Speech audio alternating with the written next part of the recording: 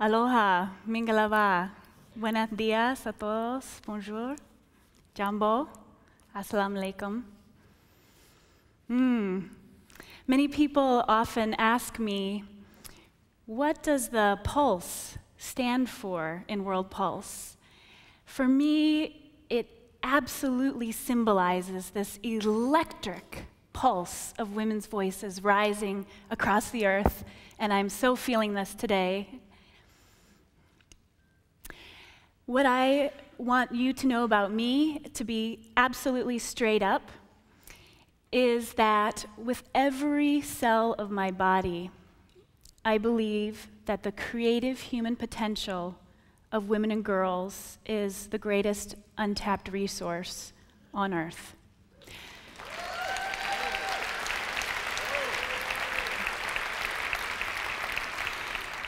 And I believe that we have the potential right now to use the power of media and communications technology to truly connect and truly unleash this potential.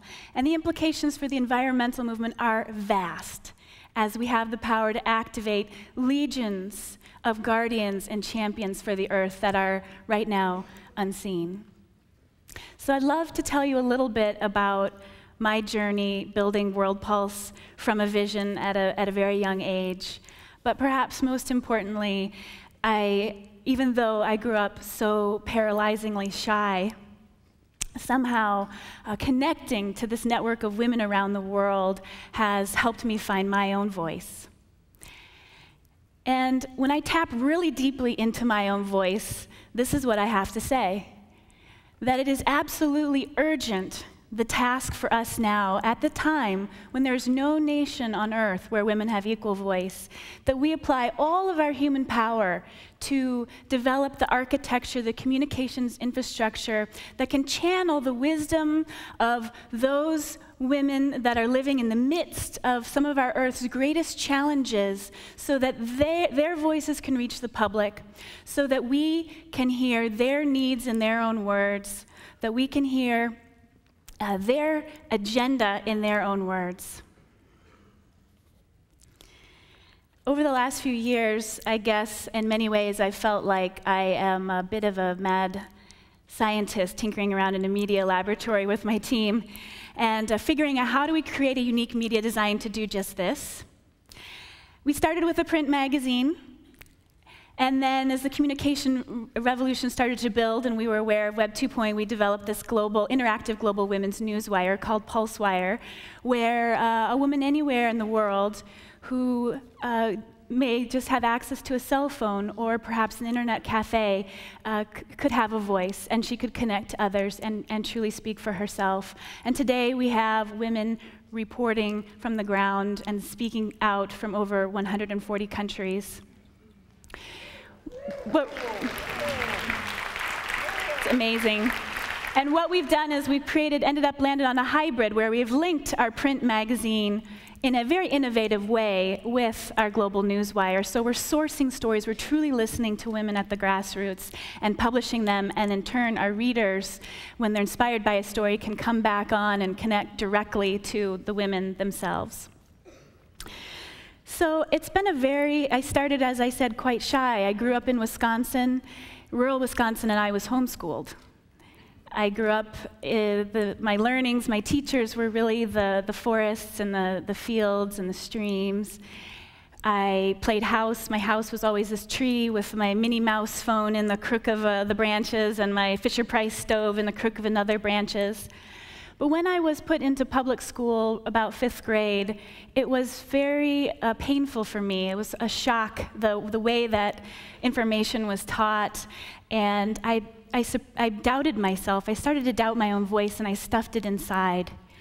And I became so shy that it was hard for me even to raise my hand to go to the bathroom. And it was easier for me just to wet my pants than to ask to go. Then I could not get up the courage to correct people who were mispronouncing my name. It took me until high school till I finally broke through that. And you can imagine the surprise and shock of my class that had gone through with me for 6 years in rural Wisconsin to discover that that was not really my real name. But growing up, I found myself feeling an emptiness inside. At high school age, I started reading the New York Times, I started reading The Economist, but I wasn't hearing from the women teachers I wanted to learn from as a woman. So I decided I needed to get out in the world, and at 19, I took off to go to the Amazon. I worked full-time, saved money, and went. I ended up in Ecuador working with indigenous communities, especially indigenous women who were struggling to reclaim their native lands in the face of multinational oil contamination. At that time, 4 times Exxon Valdez had been spilled on their traditional lands. Their children were dying of skin cancer, they were dying of stomach cancer, and they asked me to be their messenger. They told me that, please, Jensine, take our stories back to the United States, the largest oil-consuming country. That's where we can have influence. And at that time, I started to awake to the power that being a journalist, a messenger could be, and how much they wanted that. From there, I ended up going to Burma and working undercover under the Burmese dictatorship secretly, and then in Thailand working with the refugees, mostly women refugees who had fled the ethnic cleansing, which is still going on to this day under the hands of one of the most brutal dictatorships in the world. That was when my life changed and I had the vision for World Pulse. As I interviewed these women who had endured the absolute unthinkable, who had had many cases their villages bombed, their animals tortured, their children even tortured in front of them, and the military army, known as a school for rape, many of them had been very seriously violated. They were so courageous, and all I could do was be in awe as I held the microphone in front of them and trembling, really, with the determination that they had, this flame. I often call it a flame of determination I see in eyes of women to bring about democracy, this yearning, the vows that they had, the visions, the solutions, the plans that they were creating. And I remember waking up one morning in Thailand in one of those hot mornings where you're already totally drenched in sweat. And I knew I was going to go and do more interviews, and I just thought, what is their future? Because so many of those women and girls were being trafficked into the underground brothels where the rate of AIDS infection in some were 80%, literal death traps. But I had a vision then of a media source that could truly broadcast the wisdom of these women. I felt like this really is gold. What if we can show the world that they are poets, that they are innovative, that they are organizers, educators, caregivers, and just tremendous leaders for the world? And there's this movement, I could feel women's leadership, not just here, but in the Amazon and all over, starting to rise. And I felt like it needed to happen. But I was 23 years old at that time, and I was really shy and also had no publishing experience whatsoever, and I had no resources. I couldn't even go to my family for $100. So I doubted myself again, and I really held it inside for about 5 years until I was 28 years old when I finally took the leap. But it took a couple of things. One, it took the voices of those women that wouldn't leave me alone. I would continue to wake up in bed in the middle of the night and say, oh, where is this? It needs to happen. And then I started looking at the data and just understanding how absolutely staggering the imbalance is. And I had felt it, but I started to realize it. For example, realizing that in the media, in global news stories, women are only the center of stories about 10% of the time. Women are only 1% of world editors. This in the media, which really defines what we feel is possible in the world. Women do 2/3 of the world's work, yet make 10% of the world's income, and own 1% of the world's financial assets. It's really quite staggering. So I was pushed into it, and I started building a team, creating a magazine, making networks with journalists around the world, fundraising, raised my first $400,000 from $50 and $100 checks. So it took a long time, took a couple of years to do that.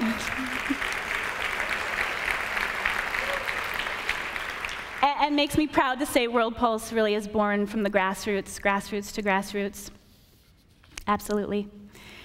So as we put the magazine out, the reaction that went out from our audience helped define our course, our next course, and really shift our business strategy, essentially. But we were up on newsstands across the US and Canada. We started getting waves of interest, deluged, really hit up from two sides. One side was mostly women from North America who had the print magazine, passing it among friends and saying, oh my God, I hadn't heard about the situation in Iraq from these Iraqi women leaders. I didn't realize the Holocaust that was happening in the Congo, or that there were solutions for the peace plan for the drug war coming out of women leaders from the United States. And they were calling us, ringing our phone off the hook, because they wanted to do more. They wanted to do more than just write a check. They really, really wanted to connect. They wanted to travel there. They wanted to volunteer. They wanted to donate their resources. On the other side, we were getting emails from very remote places where you wouldn't think that there would actually be internet access, from the heart of the jungles of Colombia and rural parts of Africa. Many, many small projects, small education or healthcare clinics, women there saying, please cover us. We want the visibility. But we did not have the ability to cover all of these stories. And that's when we started to conceive of PulseWire. As we looked out, there were three things that really reinforced our decision to go for it strategically. And I call these three unstoppable trends that we are now facing in our world today. And the first unstoppable trend is the rise of women's leadership. It is undeniable. We're seeing it around us, from political leadership, but across all sectors, business, government, and religion. You see Ellen Johnson Sirleaf in Liberia, you see Michelle Bachelet in Chile, you see in Rwanda women now having over 50% in the parliament, which is really incredible. The US, yes, the very first country in the US, we are lagging a bit behind at 69th in the world for political leadership, so we do have some work to do. Then the second unstoppable trend is the communication revolution that is galloping across, especially the developing world. So it actually is literally feasible for women to have more access than ever before to speak to the world. We're seeing, even in remote and impoverished villages, from Iran to South Africa, women are using their laptops, cyber cafes, and cell phones to communicate market information, to build influential movements, to report on violent crimes, and even accessing information such as healthcare. We're also seeing what I think is very exciting, the consensus that empowering and investing in educating women and girls is the fastest way to solve global problems. It's really coming up extremely strong right now. I mean, when you have the Pentagon of the United States using a benchmark for the security of a region of how many girls' schools are there, we know that things are changing. When we see the IMF and we see the World Bank putting out big reports about this, many of you may have recently seen Oprah, all of Oprah's specials that are happening, big waves, and Nicholas Kristof of the New York Times with his new book, Half the Sky, is also generating quite a bit of interest. And you have the Dalai Lama that just recently proclaimed a few weeks ago in Vancouver that Western women will save the world. Very interesting. Businesses are starting to wake up because they're realizing that women do control 85% of consumer spending in North America, so controlling the market potential. And The Economist also saying, forget China, forget technology, it is women who are driving the global economy. The problem is, this is all wonderful, all these trends, and the perfect time for doing something like PulseWire. But the problem is that this is a lot of rhetoric. in that it's not truly translating yet. The resources getting to women's groups are still a trickle, and there are huge barriers because so many of these women's groups and programs are extremely isolated. And I think one of the biggest barriers is our own internalized oppression of our own voice holding us back. When you have experienced so much, especially physical abuse, 1 in 3 women have experienced violence or rape in some form, then it's really hard to believe in your own self. And when we don't recognize our own power, that is the biggest thing that's holding us back, is not seeing these models. As we began to build PulseWire, I thought, oh, this is great, we'll build this will empower women around the world. And people thought we were crazy, or at least that it was such a big idea, it wouldn't feasibly happen. And I have to give kudos to our incredible team who really kept up in the face of such incredible criticism, or not criticism, but skepticism, I would say. And I didn't realize either the extent in which I would become empowered through this process. I thought it'd empower all these other women, but it really happened for me in this journey.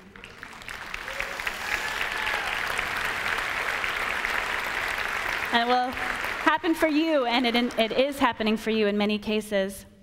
Soon after beta testing the site, I met a woman who changed my life and really helped us also think strategically about how we could scale and how Web 2.0 could be an empowering tool for women. My editors called me over and they said, oh, Jensine, there's a cell phone message that's just come on, and it's from rural Kenya. It said, hello, hello, is anybody there? Please tell me I'm not lost. Which is now not unusual for so many that are just coming online for the first time. It's scary. They're not used to the Facebooking, and it's a very new thing. So we did what we do, which is welcome her, say, tell us your story, talk to us, we're here. And she literally poured out of her that she was 43 years old. She was HIV/AIDS positive, living in a very impoverished area, and had 5 children. She was almost dead 2 years ago. And now she's 6 foot tall, Amazon woman, but was weighing 90 pounds at that time. But now she was coming online, she had access to antiretrovirals, and she had this burning fire to live. And so she wanted to help all the women of her community, and she was taking on caregiving for over 17 women who are also dying of AIDS. And she wanted to know, how could she access information, how could she become a better leader? Well, Leia's stories became like poetry, and like another Emily Dickinson of our time, I think. She made so many connections on our site that she began to be invited to travel to Mexico and travel to Canada, speak as a rural woman on AIDS conferences, and her visions and solutions. She began to got training to be a full-blown caregiver in her community for AIDS. She got donated a laptop and began to report on the ground as the election violence happened all around her, the gunfire, children seeking refuge in her home because their families were burned. It was a terrible, terrible time, but we heard about that first from her words and the other women of Kenya. And then on top of it, she began to give us technical advice and say, please consider sending text messages to my cell phone so that myself or other women know there's a message and we can go to the cyber cafe. No, it's time to go to the cyber cafe, because so often we have to walk 30 kilometers or more to get there. Thank you for considering this request on behalf of millions.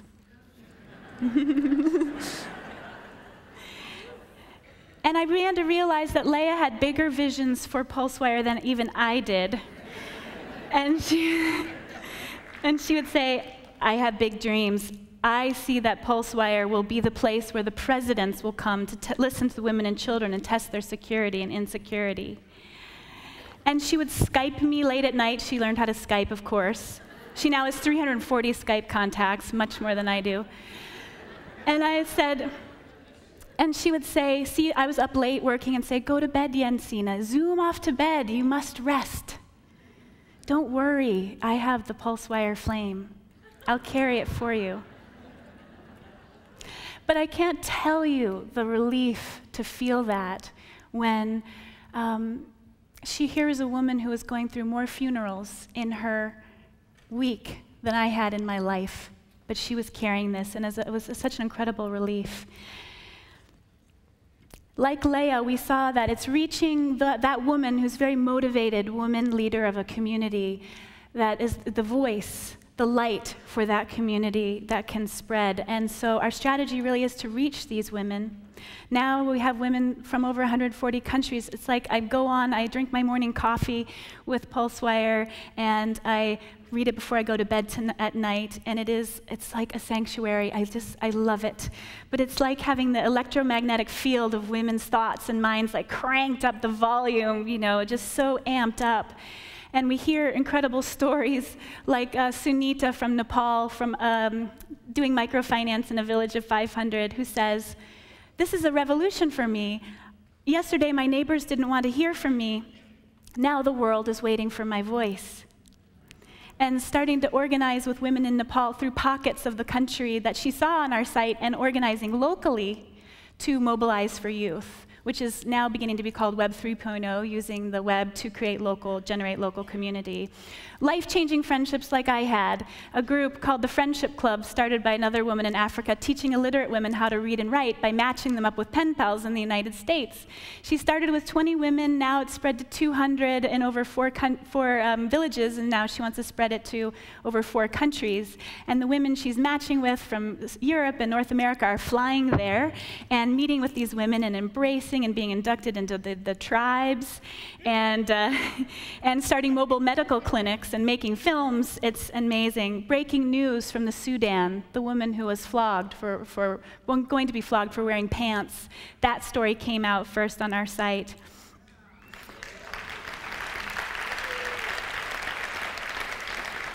And men are coming on and reporting the infant rape that's happening in their villages, and what can they do to stop it, and networking with other men. I think the most important part that we're seeing is the sense of that I am not alone, and there's a community of women there that can support me, whether I'm writing about the female genital mutilation that happened to me, or standing in line for water at 4:30 every single morning. And it's an incredible strength. What does this mean for the environment? It's massive that women are hit hardest by environmental degradation. It's 40 billion hours that women are spending walking for water to get clean water. Imagine if that was freed up for income generating and caring for children. There's little programs that are starting, like the Barefoot Solar Engineers, where women who are illiterate are being taught to be solar engineers within 6 months. And as they electrify their villages, their rise in income status, the development that it brings to the village lights for the school children to read. This program has electrified over 350 villages across India, Afghanistan, and Africa. So, as women's awaken to each other's power and to our power, we are literally awakening legions of these new guardians, of these ambassadors for the earth. And when women feel confident, feel free from the shame of rape, they're going to be freed up to stop the rape of the earth.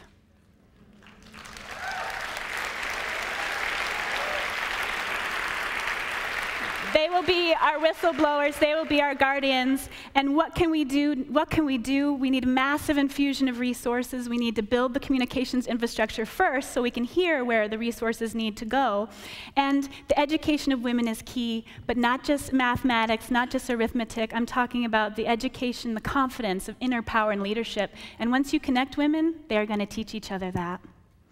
So I invite us to look around us and make sure that we do not leave women out. Look for spaces for them to lead the way. They are our greatest advisors now. Make sure your projects include the women. And you can sign up for our network. We do have a booth in the community area. And you can sign up to get the magazine and sign up, connect with women immediately. And we also feature some of the best ways and projects that you can get behind. And, the future is a beautiful thing when we see this unleashed. Women's voices will come out of the shadows, and they will drive their own development and destinies. Global decision makers will no longer be be able to ignore us. And we will become a united and political economic force that will hold corporations accountable, overturn dictatorships, improve the lives of men and boys, and create a culture shift of a life that is valued over destruction. So I hear it now. I hear it storming the airwaves, ringing in the halls of Congress. And I speak from experience that this is not about charity.